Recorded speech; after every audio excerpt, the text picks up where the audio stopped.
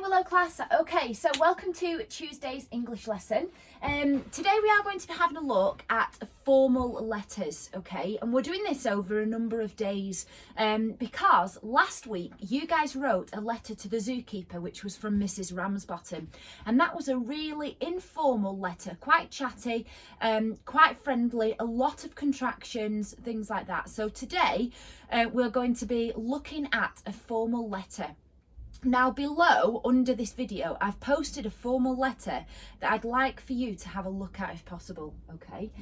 Don't worry too much if you can't have a look at it, because your main activity isn't based on that letter. It's just to help you throughout this video, okay? So I have been thinking about the features of a formal letter, okay? So we've done letters in the past and we've looked at the differences between formal and informal.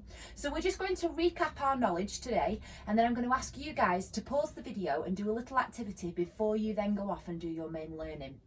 So there's 5 main things I've been thinking about when we look at formal letters, okay? And the first thing that we mainly think about is that it has got an appropriate opening and ending. Now we've looked at this last week just to get the letter idea across. So our opening, it's got an address, which if you remember is the address of the person who is writing. So if the zookeeper is writing the letter, then the address is the zookeeper's, okay?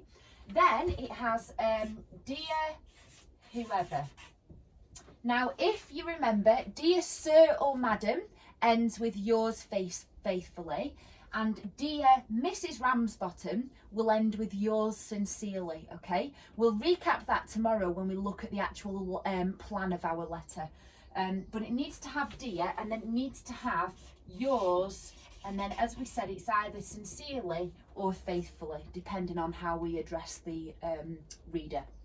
Okay, the next one is that the letter should address the reader throughout, because we want the reader to be engaged with the letter. We want them to feel like their answers are the questions are being answered, and that they're quite happy with this. So it addresses the reader throughout. So it might say, I agree, Mrs. Ramsbottom. However, okay, and Mrs. Ramsbottom is our relative clause, which we could take out and it would still make sense, because I agree, however, but I've included that there so that it addresses the reader. She feels like, yes, she's being listened to, and it's not just a letter that is going to go out to everybody. It's not a generic letter, it's specific to her, okay? I just dropped one then. The next one is that it's going to have strong vocabulary, and we're really good at this in year 5 and 6. So for example, instead of Mrs. Ramsbottom might call the lion lazy, okay? But instead of the zookeeper using the word lazy, because he is very formal and he is writing a formal letter, he might use the word lethargic instead, okay? Now those 2 words mean exactly the same thing. They are synonyms of each other. However, this is better vocabulary, it's stronger vocabulary.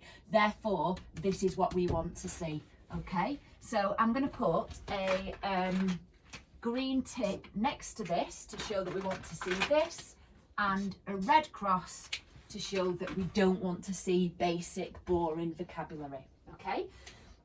The next thing that I have thought about is formal language.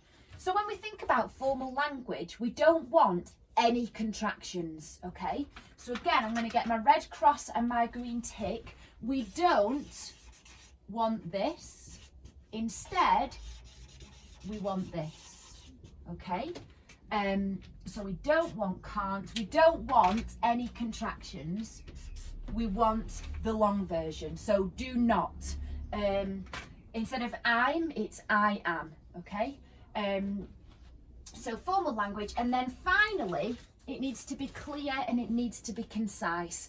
So it needs to address Mrs. Ramsbottom's concerns, and it needs to say, right, this is what we are going to do, this is the plan, and this is how we are going to do it, okay? So that's why I've put that on there.